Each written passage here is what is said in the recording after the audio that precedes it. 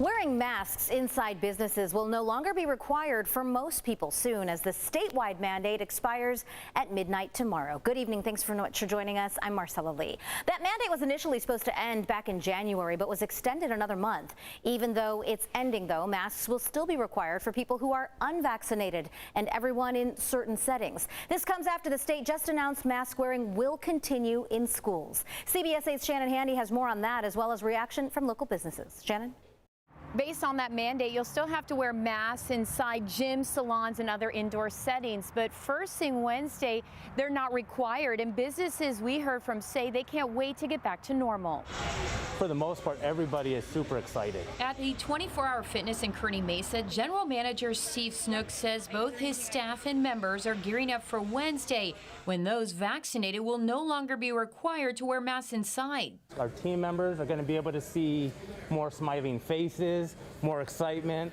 More people will be allowed to come in based on the fact that they didn't want to come in wearing a mask. That sense of excitement can be felt at the Beauty Lounge Medical Spa in San Marcos, where owner Shonda Durantes has been fielding several calls from customers anxious to prepare. We've been getting tons of inquiries for facial services. Everybody's like, oh my God, the mask is coming off. I got to fix my skin. I wasn't ready. Still, while vaccinated people can ditch the mask after midnight Tuesday, according to state officials, those who are unvaccinated must continue to keep them on, though it's up to individual businesses to decide how to enforce the rules. Also, after tomorrow, masking will still be required regardless of vaccination status on public transit, healthcare settings, homeless shelters, as well as childcare facilities and K-12 schools. Over the past 2 years, we have faced mandate after mandate from Sacramento, with zero to no support from Sacramento bureaucrats. During a news conference Monday, Andrew Hayes with the group's school board members for local control stood alongside several San Diego County district leaders, including some from Alpine, Ramona, Rancho Santa Fe, and Escondido Union,